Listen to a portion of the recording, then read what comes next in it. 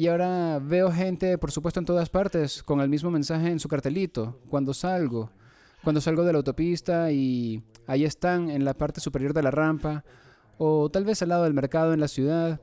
Cualquier cosa ayuda, dice el cartel. Y cuando veo que alguien sostiene esto, un cartón diciendo cualquier cosa ayuda, créeme, sé que no están bromeando. Sé por experiencia que no es un argumento de venta.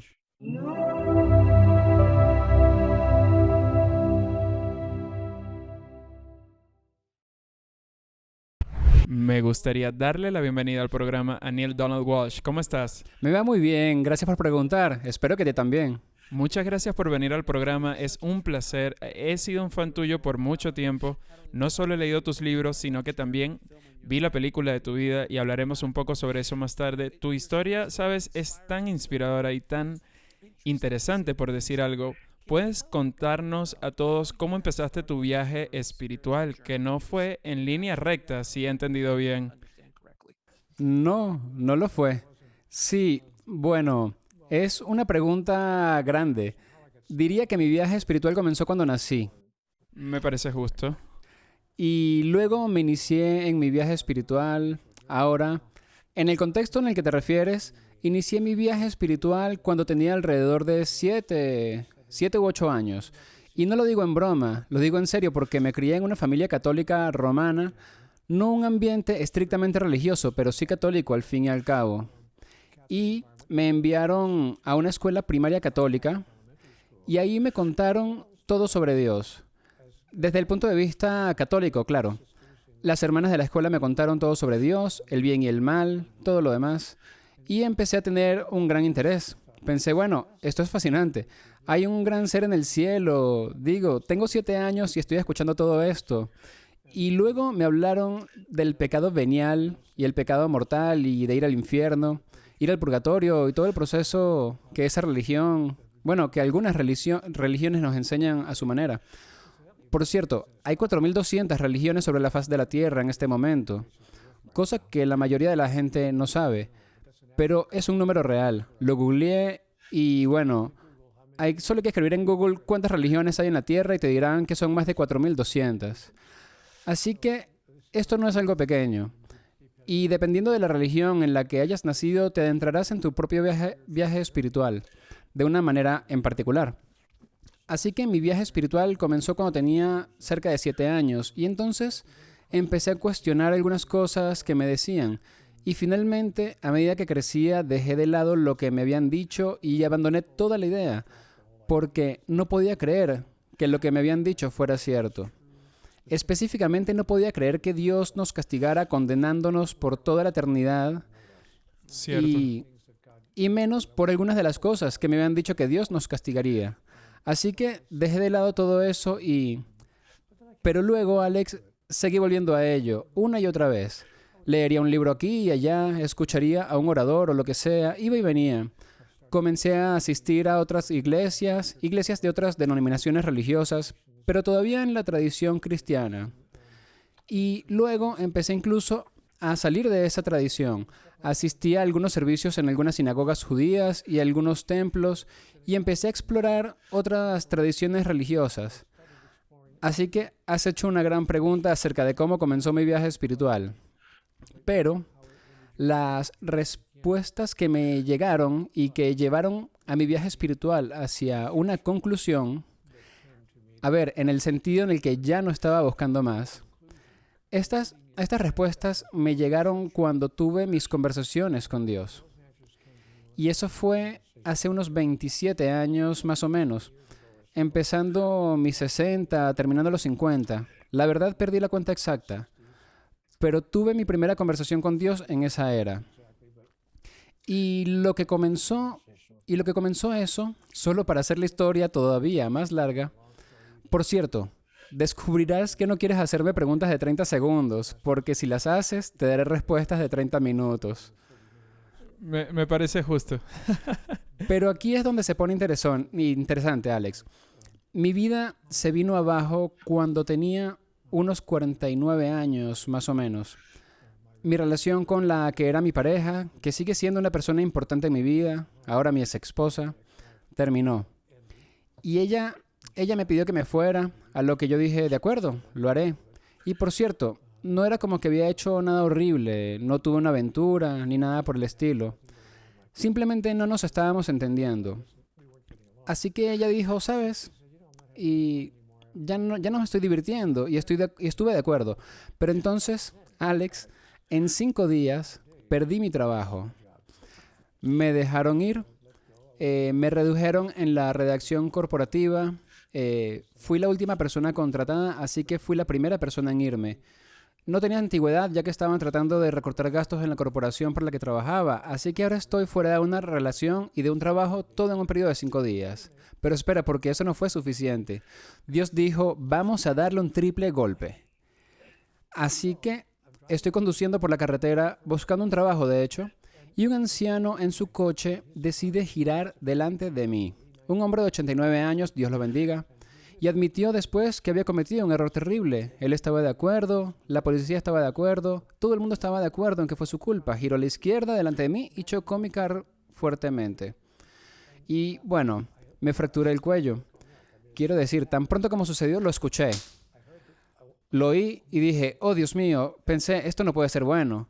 Y por supuesto, vino la ambulancia, me llevaron al hospital y vieron que tenía el cuello roto y no una fractura pequeña, sino que me dijeron que tenía una fractura por abulsión de 3/4 de pulgada de la séptima vértebra cervical posterior. Alex, es una ruptura de cuello tan grande como para atravesarle un lápiz. Ouch. Así que el médico me dijo, llegando al momento, usted no tiene por qué estar vivo. La mayoría de las personas que sufren una fractura tan grande en el cuello, especialmente en esa misma posición, casi siempre sufren complicaciones de la médula espinal y casi siempre mueren. Y si no mueren, ciertamente quedan paralizados. Dijo que yo había escapado a ambos desenlaces. Es un milagro. Me miró a los ojos y dijo, ¿qué vas a hacer ahora con tu vida? Porque, amigo mío, hoy has recibido un gran regalo. Wow. Usted no debería estar aquí. Wow. Eso me detuvo en seco. Sí. Pero no podía encontrar trabajo en ninguna parte. Me pidieron que usara un collarín Filadelfia, un dispositivo terapéutico de esos collares grandes de plástico. Y como el médico me dijo, imagínate una pelota de baloncesto sostenida por apenas un alfiler. Eso es lo que está pasando con tu cuello. Así que no debes quitarte este collar por ninguna razón. 24 horas al día. Ni siquiera para dormir, para ducharte. Tienes que tenerlo en todo el momento. Y estoy tratando de encontrar un trabajo, pero nadie me contrata, porque tan pronto como llegaba me veían y era como que, bueno, un tipo divertido y lo suficientemente honesto para decirme, ¿sabe, señor Walsh? Usted es una reclamación de seguros andante, con un movimiento en falso, viendo lo gravemente lesionado que está. Un movimiento en falso y estaremos pagando sus facturas médicas el resto de la vida, y no podemos hacer eso. Yo no podía encontrar trabajo en ningún lado, así que terminé finalmente por ser expulsado de mi apartamento. Y acabé viviendo en la acera, en la calle. No por un par de malas semanas o un par de malos meses, sino durante un año entero de mi vida. Viví en la acera, durmiendo en el suelo. Mi ex esposa tuvo la amabilidad de regalarme una carpa, una tienda de acampada, pero eso fue todo. Eso me protegió de la lluvia, genial, pero no del frío. No es realmente acogedora una tienda de campaña. Y bueno, yo acostado en el suelo, durmiendo en el suelo y caminando por las calles durante el día con la mano extendida para recibir limosna. Cualquier cosa ayudaría, decía. Recuerdo que un tipo me dijo, solo tengo un par de monedas de 25 centavos. Justo gasté lo que tenía y solo tengo algo de cambio suelto. Y yo le dije, ¿sabe qué? Si a todos a los que les pido me dieran un par de monedas, podría comerme una hamburguesa y unas patatas fritas antes de que acabara el día. Por favor, incluso un par de monedas. Y me dijo, bien amigo, aquí está. Y viví así durante un año, caminando por las calles pidiendo dinero, sin lugar ni siquiera para ir al baño. ¿Quieres hablar de perder la dignidad? No tenía a dónde ir al baño. Intentaba colarme en restaurantes, ¿sabes? Colarme en el baño lo más rápido que podía para luego escaparme. Pero una vez fui atrapado por la gerente de uno de estos restaurantes que me dijo en la puerta, dijo, no, por favor, no queremos indigentes. Porque en este punto yo ya tenía 6 meses en la calle, mi cabello hasta la mitad de la espalda, no huelo bien, no me veo bien. Quiero decir, solo tengo un par de blue jeans, 2 camisas, un par de zapatos y ya es. Eso es todo. Esas son mis posesiones terrenales. Así que entro en este restaurante y ella me dice, por favor, no, nada de gente de la calle. Este es un restaurante muy bonito. Y le dije, de verdad, por favor, en serio necesito usar el baño, lo juro. Entro y salgo. Es solo entrar y salir. Ni siquiera sabrás que estuve ahí.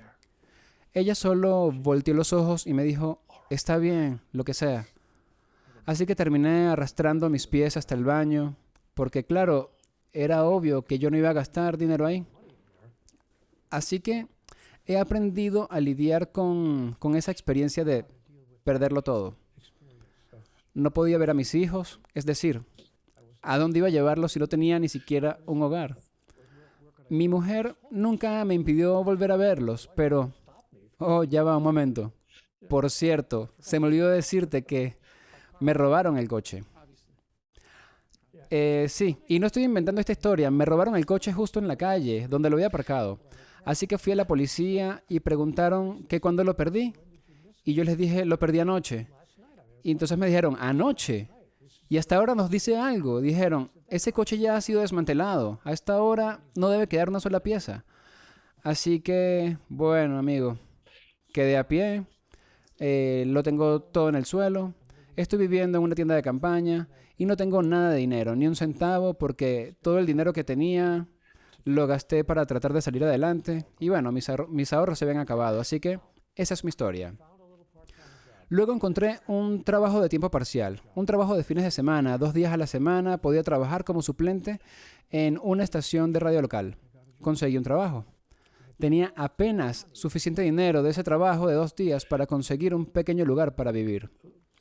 Un muy pequeño apartamento tipo garage, un lugar en la parte trasera de una casa que convirtieron en un pequeño lugar de soltero. Y bueno, ahí descansé. Fue entonces cuando desperté a Alex en medio de la noche. Ahora, por cierto, yo no soy un hombre joven. Esto no pasó cuando tenía 25, 35 o 45 años. Como dije, tenía casi 50. Entonces, me despierto en medio de la noche a las 4:30 de la mañana y empiezo a preguntarme, casi llorando, ok, por favor, díganme, ¿qué hay que hacer para que la vida funcione? ¿Qué he hecho yo para merecer una vida tan difícil? ¿Puede alguien, por favor, decirme las reglas del juego para seguirlas? Jugaré este estúpido juego, pero al menos denme las reglas. Por favor. Y una vez que me las den, por favor, no las cambien, porque las reglas de la vida parecen cambiar cada 2 semanas. Entonces, ¿qué hay que hacer para que la vida funcione? Y Alex, empecé a escuchar como si hubiese una voz en la habitación. Respuestas en mi cabeza. Y son tan fascinantes que empecé a escribirlas en un pequeño blog de notas. Y empecé a hacer preguntas en el mismo cuaderno. Pregunta-respuesta, pregunta-respuesta. Así que mantuve un registro escrito porque era demasiado fascinante para mí lo que estaba sucediendo a las 4:30 de la mañana, cuando me levanté por este arranque de ira que estaba experimentando. Y estoy experimentando este proceso de pregunta y respuesta, así que pienso, wow, es fascinante, y comencé a sentirme mejor. Las lágrimas rodaban por mi mejilla porque me sentía demasiado bien, francamente, y esto continuó por varias semanas. Todo este proceso que acabo de describir. Y luego me dijeron, en medio del proceso, un día harás un libro de todo esto, y va a ser leído por mucha, pero mucha gente. Y pensé, sí, claro. Me imaginé enviando mis desvaríos mentales de medianoche a un editor y que me iba a decir, detengan todo. Acaba de llegar aquí un tipo que habla con Dios. Realmente parece una propuesta fantástica. Sí, pero por supuesto que no iba a suceder. Yo sabía que no había manera. Pero, de hecho, uno de los 5 editores a los que le envié una pequeña editorial en la costa este, que era pequeña entonces y ahora es bastante grande, muchas gracias, ellos lo publicaron. Y lo llamé Conversaciones con Dios. Y el libro, bueno, ellos no querían llamarlo así, por cierto. Primero querían publicarlo como si fuese de ficción, una historia de ficción. Y yo dije, epa, un momento, ni lo piensen. Esto no es una historia de ficción, esto está sucediendo en mi vida realmente. Sí, sí, pero nadie va a creerlo. Y dije, entonces no lo publiques. Porque no es una obra de ficción y no lo presentaré como eso. Y dijeron, bueno, podemos al menos cambiar el título porque nadie va a estar hablando con Dios. Es decir, realmente. Y dije, no, tampoco vamos a cambiar el título. ¿Lo vamos a llamar así o no se publica? Una historia no ficticia llamada Conversaciones con Dios. Entonces, algo que le dije al editor fue, en caso de que no hayas leído el material, es que todos estamos siempre teniendo conversaciones con Dios. Simplemente lo llamamos de otra manera.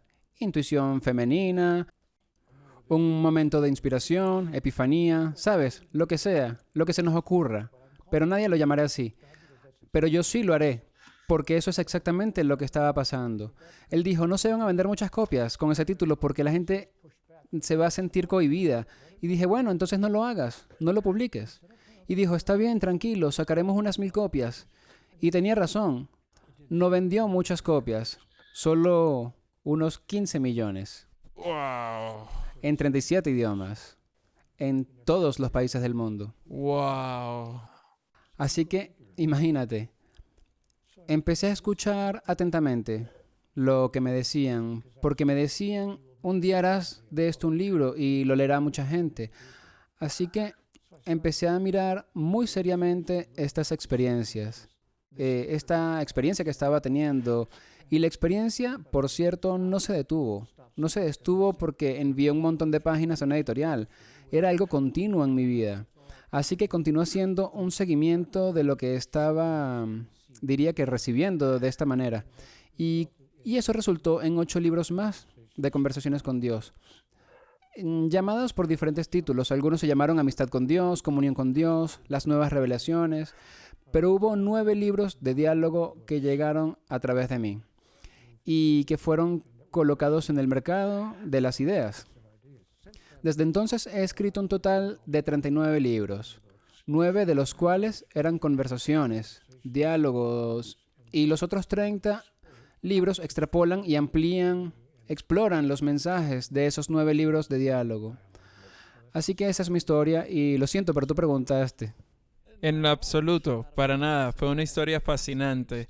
Es una historia tan fascinante que se convirtió en una película que además he visto un par de veces a lo largo de mi vida. Y tengo que preguntarte, cuando vinieron y te preguntaron si querías hacer una película, ¿cómo fue eso? ¿Cómo fue el proceso? ¿Y cómo fue ver tu vida retratada en la pantalla grande? Quiero decir, ¿fue surreal? ¿Surrealista? Sí, surreal. ¿Sí? Esa es la palabra que ambos dijimos y es exactamente lo que era, surreal. En primer lugar, fue llevada al cine por una persona que había llegado a conocer antes de que se hiciera la oferta. Los libros habían estado afuera por un tiempo y habían sido leídos por un montón de gente en todo el mundo y algunas eran, bueno, bastante conocidas. ¿Sabes? Robin Williams lo leyó y le encantó. Charlie Beard me escribió. Un montón de gente cuyos nombres todos conocemos habían leído el libro. Así que me invitaron al estreno de una película llamada Más allá de los sueños, en la que Robin era una de las estrellas. Una de mis películas favoritas de todos los tiempos. Amo esa película. Sí, entonces fui invitado al estreno por el director y productor de la película, un hombre llamado Steven Simon. Y bueno, así que me invitaron y Steven y yo nos hicimos amigos. Nos volvimos, desde el principio congeniamos muy bien y nos hicimos buenos amigos. Así que tuve este gran amigo en Hollywood, muy agradable. Y entonces un día me llama, 1 año y medio después, y me dice, nos gustaría hacer una película de tu vida. Y le dije, ¿estás bromeando? Y dijo que no, que él no bromearía sobre cosas así. Nos gustaría hacer una película sobre tu vida y toda la experiencia que has tenido. Y dije, bueno, ven y hablemos de ello. Así que voló hasta donde yo vivía y donde aún vivo, en el sur de Oregon, en una pequeña ciudad llamada Ashland. Y llegó y nos sentamos a hablar durante 3 o 4 días. Y trajo consigo a un guionista. El guionista se sentó conmigo y escuchó esta vieja historia que te acabo de contar, pero me hizo muchas preguntas. Obtuvo muchos detalles sobre mi vida. Y bueno, volvió a Hollywood y produjo un guión e hicieron la película.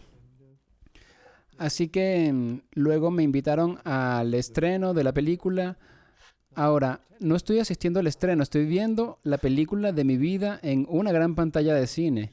Y fue surrealista.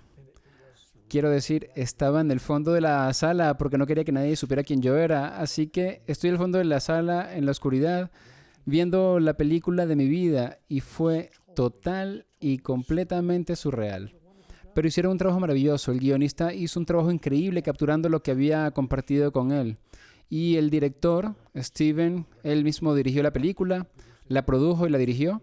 Así que había hecho muchas otras películas, ¿sabes? Había hecho Más allá de los sueños, hizo Las excelentes aventuras de Bill y Ted. Es muy bien conocido en Hollywood. Pero bueno, hizo la película e hizo un trabajo estupendo con ella. Realmente captó la esencia de mi experiencia. Fue una película fantástica. He vuelto a verla muchas veces porque la tuya es una historia tan inspiradora. Y cuando sientes que estás pasando por un mal momento, vuelves y ves algo como la historia de tu vida. Y dices, bueno, quizás no estoy pasándola tan mal.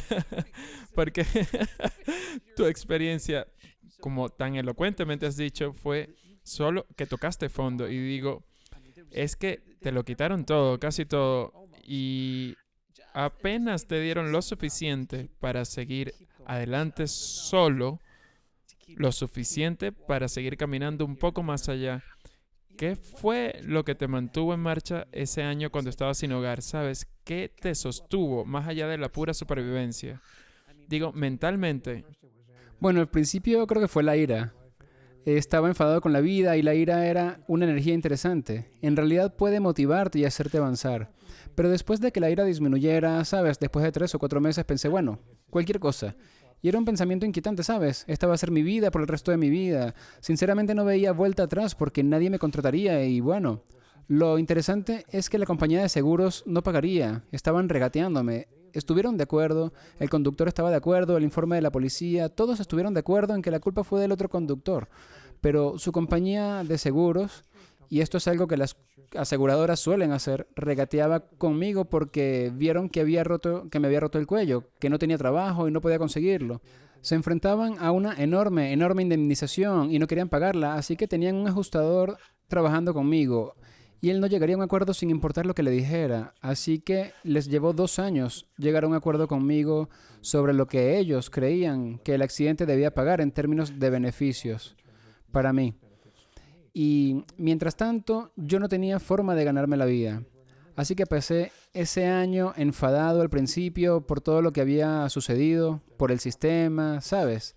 La compañía de seguros y toda la forma en que funciona el mundo. Pero finalmente, ¿sabes, Alex? Pensé, bueno, está bien, me tocará estar aquí por mucho tiempo. Voy a ser una persona de la calle. Voy a vivir la gran pesadilla americana. Voy a estar afuera, viviendo en una tienda de campaña que, bueno, al menos tengo eso. Y eso es todo. Y finalmente me relajé en una especie de aceptación benigna. Soy una persona de la calle, ¿sabes? Huelo fatal. No puedo permitirme ni siquiera $1.25 para tomar una ducha pública. Y bueno, está bien. Así es como es. Y me permití a mí mismo simplemente aceptar eso y dejar de resistirme. Pero todo el tiempo buscabas una salida como un trabajo, algo que te sacara de la circunstancia de... Sí, después de un tiempo incluso estuve a punto de renunciar a ello. Realmente pensé hacia el final, después de todo esto ya había sucedido por 9 u 11 meses y pensé, ok, hasta que la compañía de seguros pague, voy a estar aquí. Claro. Y quién sabe cuándo va a suceder. Entonces la compañía de seguros se enteró, ellos sabían que yo estaba en la calle.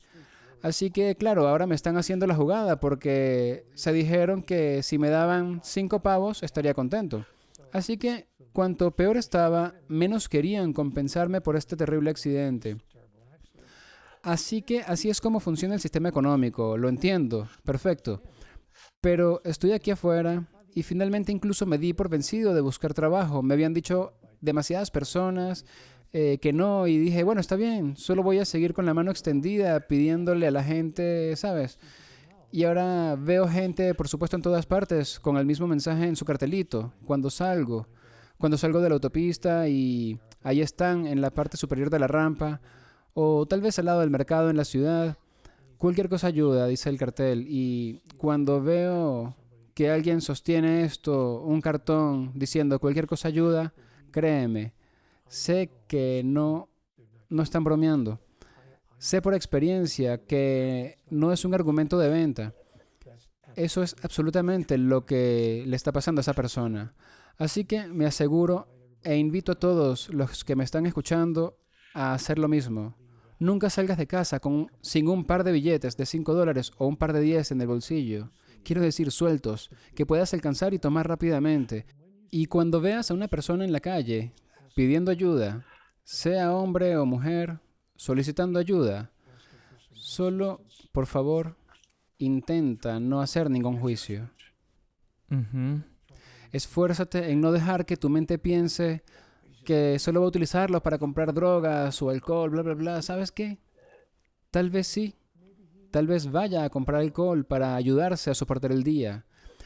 Pero no es nuestra tarea, en mi humilde opinión, decidir lo que es mejor para él. Solo te está pidiendo ayuda. Así que siempre me aseguro de tener un billete de 5, o de 10 o hasta de 20 suelto en mi bolsillo y cuando me encuentro con una persona así, meto la mano, lo tomo y le doy 1 o 2 a esa persona. Y lo hago y me miran y dicen, gracias, muchas gracias. Y yo digo, ¿sabes qué? He estado ahí y he hecho lo mismo. Sé exactamente por lo que estás pasando. Te escuché alguna vez hablar de la fórmula increíble para salir de cualquier mala situación, que es, creo que un poco de lo que estás hablando. Ahora, ¿puedes profundizar un poco sobre eso? No tengo ni idea de lo que estás hablando. La increíble fórmula para salir de un mal lugar es ayudando. Si estás en un mal lugar, Oh, sí, claro, ayudando a alguien más, sí. sí, lo que es, Sí, cierto. Discúlpenme, amigos, es que ya saben, hay 39 libros y él me pidió una línea en particular. Pero ya sé a qué te refieres. Y sí, me dijeron en la conversación que lo que sea que quieras experimentar, ya sea salir de un mal lugar o cualquier otra cosa, que quieras experimentar en tu vida, sé la causa de que otra persona experimente esa misma cosa. ¿Quieres experimentar más abundancia en tu vida? Haz que otros experimenten más abundancia en las suyas. ¿Quieres experimentar más humor en tu vida? Más amor, más compañerismo. Causa que otros experimenten esas cosas en su vida. ¿Quieres experimentar salir de un mal lugar? Ayuda a otra persona a salir de un mal lugar. Sé la fuente. Eso es lo que Dios me dijo. Ya no quiero que seas el buscador. No es tu lugar ser el buscador. Sé la fuente. En la vida de otro, de aquello que estás buscando para ti mismo. Y cuando hagas esto, experimentarás que ya lo tienes para dar, que estaba ahí todo el tiempo. Es una fórmula mágica. Es realmente increíble y funciona. Por cierto, siempre. Así que he decidido ser la fuente de aquello que elijo experimentar en mi propia vida. O, para decirlo de otra manera, como un tipo dijo hace algunos años caminando por la tierra, dijo, haz a los otros lo mismo que quisieras que te hicieran a ti. Es así de simple. era un tipo bastante interesante este tipo. Sí, lo encuentro interesante sin duda. Un poco diferente de lo que yo creía que era, cierto, sobre él, por cierto. Bueno, cuando oía hablar de él a los 9 años, cuando tenía 9 años, el sacerdote vino a mi clase. Venían una vez a la semana, todos los miércoles para catecismo, que es una palabra elegante para decir enseñanzas y doctrinas y dogmas de la iglesia. El sacerdote vino y nos dijo que en el 3er grado, niños, tienen que acordarse de ir a misa los domingos, porque si faltan a una misa sin una buena excusa, ¿sabes? Si están cuidando a sus padres, está bien. O si eres un adulto y tienes que trabajar, está bien. Pero si no tienes una buena excusa y simplemente decides no ir a misa y si te atropella un coche el lunes, Dios no lo quiera, y mueres, serás enviado al infierno Wow. para la condenación eterna porque faltar a misa es un pecado mortal, no uno venial. Ni siquiera una pequeña falta espiritual, no, es un pecado mortal. Y pensé, ¿qué? Y la casualidad, Alex, eso fue la misma semana que perdí la misa. Iba prácticamente todos los domingos, era un pequeño bastante devoto. Pero, ¿sabes? Ese era el fin de semana en que teníamos nuestra pequeña gran serie mundial de softball escolar.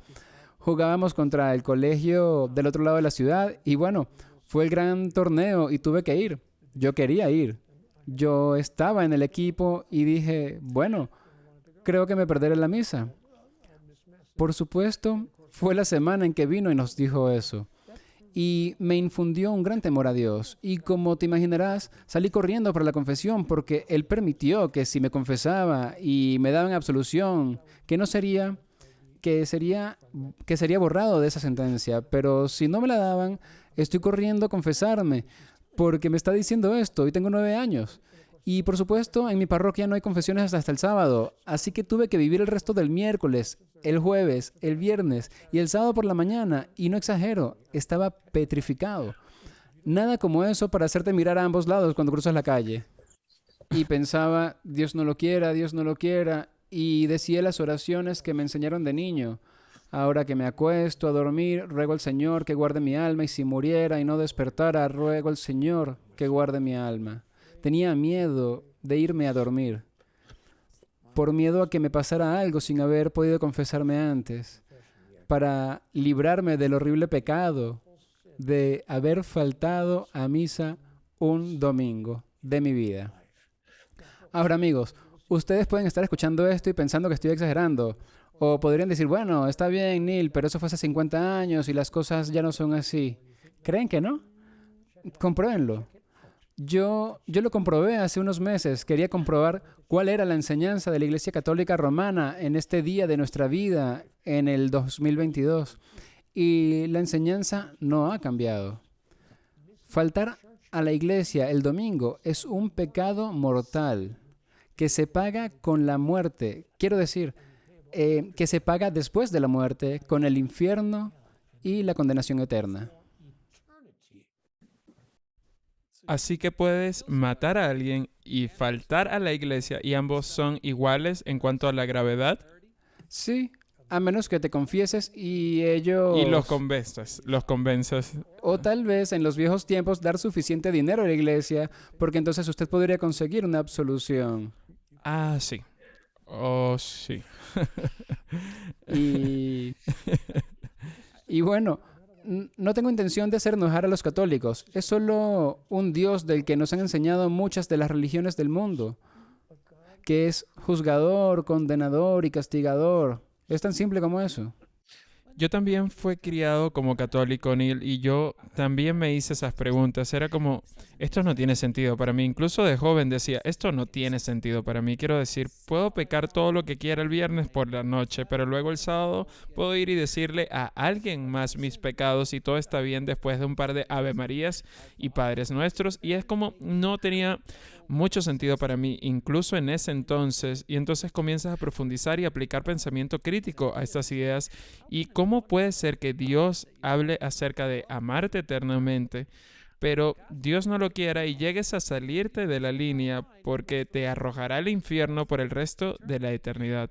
Sí, te quiero, pero sí. Sí, exactamente, eso no tenía sentido para mí. Es por eso que eventualmente empecé a alejarme de la religión organizada y empecé a experimentar y a leer y empecé a buscar en todo tipo de enseñanzas espirituales y religiones y en filosofías orientales y solo tratando de entender esto todo hasta que encontré mi camino también. Y es por eso que hago este programa y por eso trato de aportar este tipo de energía al mundo. ¿Sabes qué, Alex? Honestamente, podría estar equivocado sobre todo esto. No necesito que nadie me crea. Sí, O que acepten lo que digo más de lo que aceptan o creen al sacerdote. claro. Todos tenemos que encontrar nuestro propio camino hacia Dios. Pero mi entendimiento es que Dios no rechaza a nadie. Porque no tiene razón para hacerlo. No tiene esa necesidad. Sí, no tiene sentido. Ya yo tengo hijos y nunca haría nada. no lo haría solo porque me contesten o porque rompen una de mis reglas. No voy a arrojarlos al infierno por el resto o excomulgarlos. Eso no tiene sentido. Así que incluso el amor de un padre o una madre hacia un hijo es eterno. ¿Cómo podría Dios? ¿Cómo podría Dios? Y sabes, más allá de eso, ¿cómo podría Dios siquiera ser herido, ofendido, dañado, molestado o frustrado de alguna manera? Si Dios realmente es todo lo que es el poder del universo, el todopoderoso. ¿Qué en el mundo causaría que Dios se ofendiera tanto porque faltas a la iglesia un domingo? Para mandarte al infierno, pero por supuesto, no es verdad. La iglesia lo utiliza como una herramienta, ¿sabes? El miedo para mantener los bancos llenos de gente. Por supuesto. Porque si eres una buena persona, eres un hombre temeroso de Dios. Soy un hombre temeroso de Dios. Y así, ¿sabes? ¿Aló? Sí, y no tiene nada de sentido. Y quería hablar contigo acerca de tu nuevo libro, La solución de los dioses. ¿Cómo surgió este libro y qué quieres que haga este libro para ayudar a este mundo? Bueno, estoy invitando a la gente a crear una nueva definición de Dios. La solución de Dios es mi respuesta al dilema de Dios. El libro comienza declarando cuál es el dilema de Dios. Y el dilema de Dios es, según veo, si realmente hay un Dios y 8 de cada 10 personas creen que hay algún tipo de poder superior, si realmente hay un poder superior, entonces, ¿por qué el mundo es un desastre?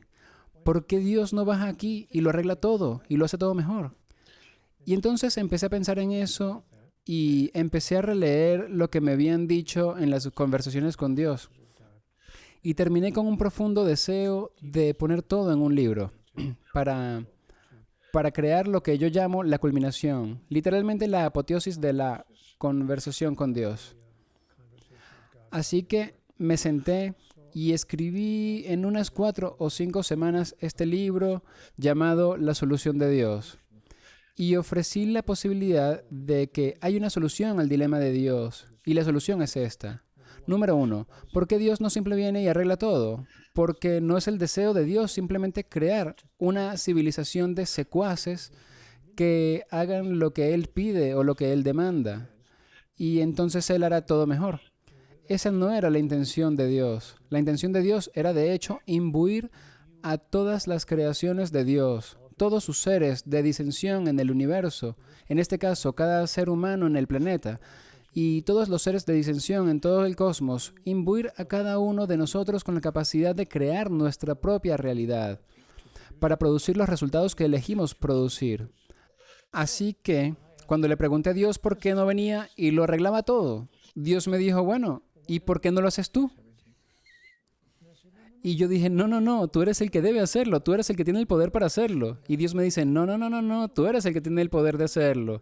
Deberías hacerlo, pero Dios, tú eres el que tiene la respuesta, la capacidad de cambiarlo todo. Y Dios dice, Neil, ustedes son los que tienen las respuestas, la capacidad de cambiarlo todo. Así que entiendo que Dios nos ha dado a todos nosotros, es decir, a toda la civilización y a cada uno de sus miembros, el libre albedrío para producir los resultados que deseamos producir. Ahora, aquí es donde gira el tornillo. Aquí es donde el problema puede ser resuelto. Si cambiamos nuestra definición de Dios, entonces cambiamos la ética subyacente, el fundamento moral que produce nuestras interacciones y nuestros comportamientos con los demás. Mientras imaginemos que Dios es juzgador, condenador y castigador, entonces nosotros seremos juzgadores, condenadores y castigadores a los demás. Pero si decidimos, ¿sabes?, que lo entendimos mal, que esa no es la definición de Dios. Dios no es una deidad que juzga, condena y castiga. Ahora, la solución de Dios, por lo tanto, es crear una nueva definición de Dios. Y el libro ofrece una definición de Dios, un tópico complejo, en solo 2 palabras. Amor perfecto. Amor puro. Dios es amor puro. Ahora, Alex, cuando doy esta pequeña charla frente a una audiencia, siempre hay un tipo en el fondo que se levantará y dice, vamos, Neil, por favor, basta. Te he escuchado durante 20 minutos para que vengas a decirme que la gran revelación de todos los tiempos es que Dios es amor. Y yo digo, epa, un momento. Yo no he dicho eso. No me has oído decir que Dios es amor. Me has oído decir que Dios es amor puro. Ok, ¿cuál es la diferencia? Dicen. La diferencia es que el amor puro no necesita, no espera, no requiere y no exige nada a cambio. Ahora, si podemos abrazar lo que es de hecho una idea teológicamente revolucionaria, una idea que va en contra de las enseñanzas de casi todas las 4.000 religiones de la Tierra, pero sí podemos ser héroes de la idea. Podemos ser lo suficientemente heroicos para decir, ¿sabes qué? Esa es realmente la definición de Dios, la definición más precisa de Dios que he escuchado. Si podemos hacer eso, crearemos una nueva infraestructura ética, una nueva base ética para todas nuestras interacciones humanas, para nuestras interacciones políticas, para las económicas, las sociales y sí, nuestras interacciones espirituales vendrán entonces de un lugar donde decimos, ¿sabes qué? No necesito, ni exijo, ni espero nada a cambio. Ahora, ya no podemos usar el comportamiento de Dios con nosotros como justificación para la forma en la que nosotros nos comportamos con otras personas. De repente, cuando decimos te amo a otra persona, significa algo totalmente distinto. Ya no significa te amo sí. Ya no significa que si recibo lo que supongo que voy a recibir, porque te amo, seguiré amándote. Pero si no lo recibo, lo que asumo que debería recibir de ti por haber dado mi amor, entonces se acabó el trato. Entonces ya no tenemos tratos comerciales, como tenemos con empresas y naciones que tienen tratos comerciales con otras naciones. A veces las empresas tienen acuerdos comerciales con otras empresas y ya no tenemos acuerdos comerciales. Tuve que dejar de buscar la tarjeta perfecta de San Valentín porque nunca encontré una que dijera lo que realmente quería decir cuando tenía 29 años. Querida, mi amor, te comercio mucho y nunca dejaré de comerciarte. Te comerciaré hasta el fin de los tiempos. Pero si empiezas a recibir lo mío y yo no recibo de ti lo que se supone que debo recibir por lo que te he estado dando, el trato se cancela. Porque tenemos aquí nuestro trato comercial y pensé que lo habías entendido. Ahora podemos decir a nuestro amado, ¿sabes qué? No quiero, no necesito, no requiero y ciertamente no exijo nada de ti a cambio. Que mi dicha está en experimentar el flujo del amor de mí hacia ti. Si estoy experimentando la dicha del fluir del amor hacia ti para obtener amor de vuelta, entonces no te estoy amando. Simplemente me estoy amando a mí y estoy usándote a ti como una herramienta, como un vehículo para experimentar el amor. Eso no es amor en absoluto, es un comportamiento egoísta. Así que, entonces, tiramos de la alfombra de otras instituciones, países, organizaciones, personas, partidos políticos, nacionalidades, ¿sabes? Estatus económico. Tiramos de la alfombra de la justificación de debajo de todas las interacciones, o al menos el mayor número de ellas. Las interacciones disfuncionales que vemos entre la gente de la Tierra, porque la mayoría de nuestras interacciones se basan en, hey, estamos bien, pero solo sí. Sí. Pero si no haces lo que yo te digo y si no estás de acuerdo con mi punto de vista sobre algo, como si tuviéramos un desacuerdo geográfico sobre dónde debería estar la frontera entre nuestros países, entonces te volaré en pedazos. Lanzaré bombas en tus ciudades, en tus escuelas, en tus iglesias, en tus salas de conciertos, te destruiré. Si no haces lo que yo creo que deberías hacer. Tenemos un desacuerdo, pero ¿sabes qué? Soy más poderoso que tú, así que tengo la razón. Después de todo, has oído decir antes, y es verdad, el poder es lo correcto. Eso es lo que hemos aprendido de nuestro Dios, y en este caso voy a actuar como Dios. Es muy, muy apropiado para lo que está pasando en el mundo de hoy. ¿Aló? No, Neil, espera un minuto. Sacaste ese ejemplo de la nada. No, eso es literalmente lo que está pasando ahorita mismo. Y ya sabes, con lo que está pasando con Ucrania, siempre pensé que ya estábamos un poco más allá de ese punto, pero que no vamos Bueno, no solo en Ucrania, sino en tiendas de comestibles en Buffalo, Nueva York, absolutamente. en escuelas primarias, en Uvalde, Texas. Ajá. ¿Qué estamos haciendo? ¿Qué estamos haciendo con nosotros? ¿Qué estamos Así que, haciendo en nosotros? entonces, ¿qué podemos hacer para detener este camino destructivo y cambiar nuestro rumbo? La respuesta es no tratar de cambiar nuestro comportamiento. Mira, lo que hemos estado tratando de hacer es cambiar los comportamientos de la humanidad, pero los comportamientos no van a cambiar a menos que las creencias cambien. Así que puedes tomar el modo de comportamiento, lo que llaman la modificación del comportamiento, y tirarlo por la ventana como un primer paso. Porque ese no es el primer paso. El primer paso es lo que yo llamo modo de creencias. Tenemos que cambiar nuestras creencias sobre quiénes somos. ¿Por qué estamos aquí? ¿Cuál es el propósito y la función de la vida misma? ¿Y quién es Dios para aquellos de nosotros que creemos en Dios, que son 8 de cada 10 personas? ¿Quién es Dios en relación con nosotros? Y lo que Dios quiere y lo que Dios exige. Y lo que Dios hace si no consigue lo que exige. Entonces, tenemos que cambiar nuestras creencias. Cuando y si cambiamos nuestras creencias, entonces nuestros comportamientos cambiarán, porque los comportamientos simplemente reflejan nuestras creencias.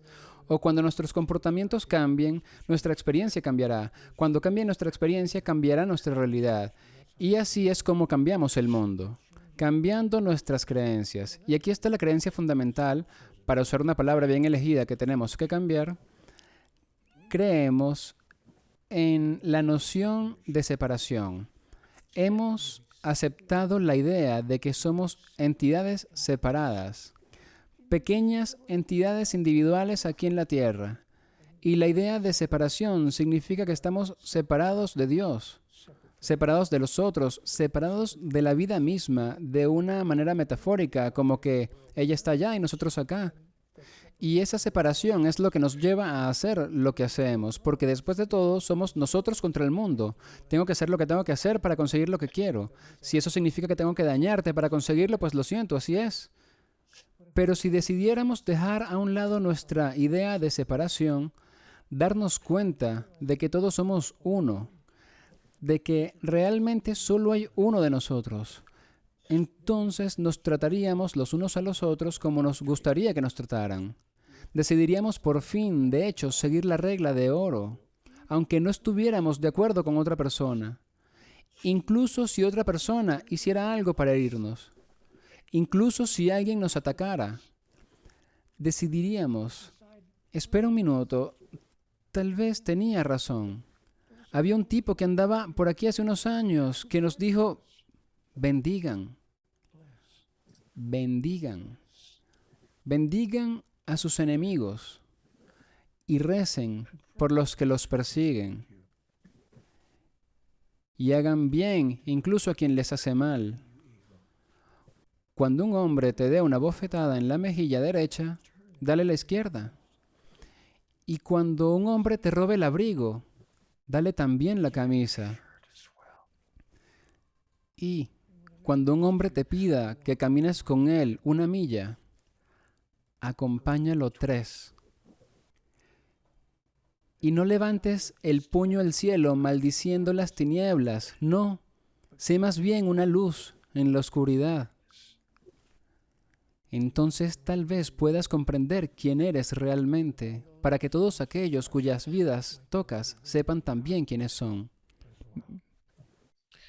Neil, hay algo que está pasando en nuestro mundo de hoy y parece que hay un cambio del que te he hablado en el programa varias veces. Sí, los cambios pasan. Eso sería una buena pegatina. Los cambios suceden. Así que el mundo parece estar un poco loco en este momento entre el medio ambiente, lo político, lo económico, la pandemia. Hay tantas cosas sucediendo en el mundo que todos estamos sintiendo al mismo tiempo, que es un aspecto único de este. No es como que solo en un país con este problema y este otro por acá.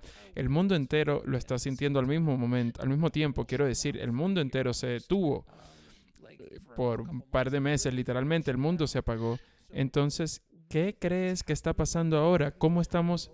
Se llama La revisión de la humanidad. Yo escribí un libro sobre esto. El libro fue escrito en el 2011 y fue un libro que estaba muy adelantado a su tiempo. Pero el libro se llama La tormenta antes de la calma. Ok.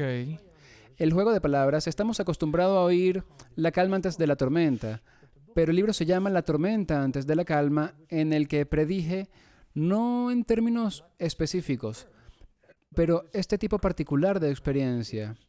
Y el libro ya lo llama La revisión de la humanidad, que estamos en medio de una revisión, no la destrucción de la humanidad, al igual que la revisión de un motor no destruye el motor, de hecho lo repara y hace que funcione mejor que nunca. Pero estamos experimentando la revisión de la humanidad. Ese libro del 2011 describía la revisión de la humanidad y hablaba de cómo podemos avanzar en este proceso de forma que impida que nos destruya y permitir que sea el proceso por el cual nos recreamos a nosotros mismos en una nueva y más grandiosa versión de la mayor visión que jamás hayamos tenido sobre quiénes somos. Así que eso es por lo que estamos pasando. Y cuando lo veamos como nuestra oportunidad de oro para utilizar estos acontecimientos para recrearnos a nosotros mismos y a nuestra sociedad y a la civilización en el pensamiento más grandioso que hayamos tenido sobre lo que es ser humano, entonces podremos resolver aquello que nos separa y producir los resultados que hemos anhelado. Okay. Lo que hará falta, como he dicho hace un momento, héroes de ideas, suficiente gente diciendo lo mismo. No es solo vamos a detener los comportamientos, sino vamos a ver las creencias que han creado estos comportamientos y veamos si podemos cambiar esas creencias. Cuando tengamos suficientes héroes de ideas para producir ese mensaje, entonces caerá la primera ficha del dominó y una vez que caiga la primera ficha, el resto le seguirán. Pero así es como, mi querido Alex, todas las civilizaciones, no solo las que han existido a lo largo de la historia de este planeta, sino todas las civilizaciones del cosmos, y por supuesto que hay muchas, hay vida inteligente en el cosmos, no aquí, pero sí en otras partes del cosmos, hay vida inteligente. Y así es como todas las civilizaciones han evolucionado en última instancia, a través de una serie de experiencias como la que estamos teniendo en este momento. A través de una serie de, si te parece, revisión, donde toda la sociedad dejó de hacer lo que estaba haciendo y se miró a sí misma diciendo, ¿en serio? Quiero decir, ¿de verdad? ¿Esto es lo mejor que podemos hacer? ¿O es posible, solo posible, al menos que haya algo que no estemos entendiendo del todo aquí? Sobre Dios, sobre la vida y sobre nosotros mismos, cuya comprensión lo cambiaría todo. Es por eso que estamos tan atrincherados en nuestro tribalismo, en nuestra separación, que necesitamos separarnos de los demás. ¿Cuál es la causa de ello y qué podemos Porque hacer? tenemos miedo de usar nuestra individualidad, ¿ves? Nos aferramos a la idea de separación, porque si pensamos que todos somos uno, pensamos que seremos homogéneos o perderemos nuestra individualidad. El ego. Sí, bueno, el ego tiene una muy mala reputación. En realidad me dijeron en conversaciones con Dios que el ego ha recibido una mala reputación. El ego desbocado es una cosa, pero el ego en sí mismo nos sirve para ayudarnos a vernos a nosotros mismos como algo diferente, pero no separado del otro. Y cuando le pedí a Dios que me lo explicara, le dije, Dios, vamos, tengo el cerebro de un guisante, solo soy un pequeñín aquí y ayúdame a entenderlo. Y Dios dijo, está bien, levanta tu mano. Ok. Mírate los dedos. Ok. ¿Qué hay con eso? Y dijo, ¿son idénticos? No, no son idénticos. Y dijo, ¿quieres decir que son diferentes entre sí? Y dije que sí, son individuales. Todos tienen apariencias separadas y funciones separadas. Y dijo, ¿pero están separadas la una de la otra o son parte de la misma mano? Y bien, bueno, lo son, forman parte de la misma mano. Y dijo, ¿es la mano parte del mismo cuerpo? ¿Y sin este podrías tener acaso una mano? Oh, así que la individualidad no significa separación. Ok, ya veo. Y entonces dijo, hazme un favor, dame una mano. Dios tiene un fantástico sentido del humor.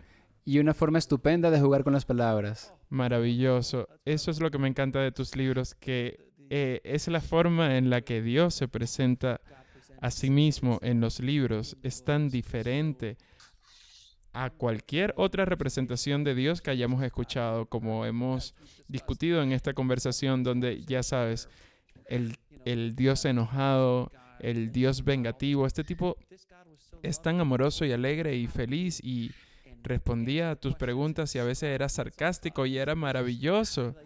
Era una manera maravillosa de abordar este tema en particular. Dios me dijo, te hablaré en tu propia lengua. Te hablaré como se hablan entre ustedes, y tal vez así puedan escucharme. Ahora, ¿dónde la gente puede buscar tu nuevo libro, La Solución de Dios? ¿Ya está disponible? ¿Dónde la gente puede encontrar más sobre ti? Bueno, el libro ha estado disponible por un tiempo, pero estoy haciendo copias de él disponibles de forma gratuita. Y pueden simplemente descargar el libro en el ordenador, en el iPad o incluso en el teléfono. Pueden descargar el libro sin costo alguno. Todo lo que tienen que hacer es ir a mi página web, neildonaldwash.com, y ahí deberían encontrar un enlace que te permita descargarlo. Y si no lo encuentras ahí, simplemente escríbeme una nota. Solo escribe a neil@neildonaldwash.com. Envíame un correo, neil@neildonaldwash.com. Tienes que deletrearlo bien porque el internet no perdona. Una letra mal puesta y el email no llega. Así que mira bien cómo se escribe, está por todo el internet, no puedes fallar. Y me envías una nota, neil@neildonaldwash.com. Quiero una copia gratis de tu libro y te la enviaré, te enviaré un enlace de vuelta antes de 24 horas y podrás descargar todo el libro en tu ordenador sin gastar un solo centavo. Ahora, Neil, voy a hacerte dos preguntas. Disculpa, importante. Por cierto, disculpa, Sí, dale. una última postdata, sí. Así de importante creo que es este mensaje. Creo que quiero que tengas este mensaje en tu mano sin gastar un centavo para llegar a él. Solo hazme un favor. Léelo y luego compártelo. Por favor. Ahora voy a hacerte, Neil, dos preguntas que hago a todos mis invitados. ¿Cómo? No, absolutamente no puedo decírtelo. ¿Cuántas veces a la semana tienes sexo? ¿Por qué haces esa pregunta? Simplemente me da curiosidad. ¿Cuál es tu misión en esta vida, Neil? Tengo una misión de 3 partes que, por decir de algún modo, me invitaron a aceptar en las conversaciones con Dios. La primera parte, Neil, es salir allá afuera y cambiar la mente del mundo sobre Dios. La segunda, Neil, sal y ayuda a la gente a que vuelvan a sí mismos. Y 3, Neil, sal afuera y despierta a la especie. Así que ahí está, como dirían los franceses, la raison d'être. Esa es mi razón de ser. Y eso es lo que hago prácticamente todos los días de mi vida. Esta es una de las 3 entrevistas que he hecho solo el día de hoy. Son entrevistas gratuitas de 1 hora solo en ese día. Hago unas 15 o 20 a la semana, en algunas semanas, y constantemente estoy compartiendo con la gente lo que se ha compartido conmigo. Y la última pregunta, ¿cuál es el fin último de esta vida? Anunciar y declarar, expresar y cumplir, convertirse y experimentar aquello que realmente eres. Entrar en la demostración de tu verdadera identidad para conocerte a ti mismo como un aspecto y la individuación de la divinidad en demostración, no conceptualmente. Sabes que tienes un concepto de cómo debe ser, no, sino como una demostración, como una expresión real, o para decirlo en una palabra, evolución. Estás aquí para evolucionar al siguiente nivel, que es más grande de lo que realmente somos. es realmente simple. La agenda del alma es realmente simple. Hemos venido a la fisicalidad desde el reino de la espiritualidad para poder expresar. No simplemente saber, sino expresar quiénes somos realmente. Y la razón por la que lo hemos hecho en el reino de la fisicalidad en oposición al de la espiritualidad es que en el papel de la fisicalidad hemos creado un campo contextual donde lo opuesto a lo que somos existe. Porque si lo opuesto a lo que eres no existiese, lo que eres no podría ser experimentado. Para simplificarlo, digamos que tú eres la luz, solo como una metáfora. Yo soy la luz, pero quiero experimentarme como la luz. No quiero solo conocerme como la luz. Quiero tener una expresión de ella para que pueda fluir a través de mí como yo y pueda decir que realmente lo he expresado y demostrado. Pero no puedes demostrar lo que eres en la ausencia de lo que no eres. Por lo tanto, si ves que aquí hay una luz, crearás en tu vida, ¿qué? La oscuridad, para que puedas ser la luz frente a la oscuridad. Por tanto, no juzgues ni condenes, sino sé una luz en las tinieblas, para que seas quien eres en realidad. Podría, por supuesto, estar equivocado en todo lo que digo, pero no lo creo. Neil, muchísimas gracias por venir al programa y gracias por tu mensaje y por todo el trabajo que has hecho a lo largo de los años y por poner esto en el mundo. Lo necesitamos desesperadamente ahora más que nunca. Así que te aprecio, mi amigo. Gracias por tanto. Gracias, Alex, por recibirme. Fue un placer estar aquí contigo. Gracias por visitarnos. Haz clic en uno de los videos de abajo para seguir el viaje y no olvides suscribirte.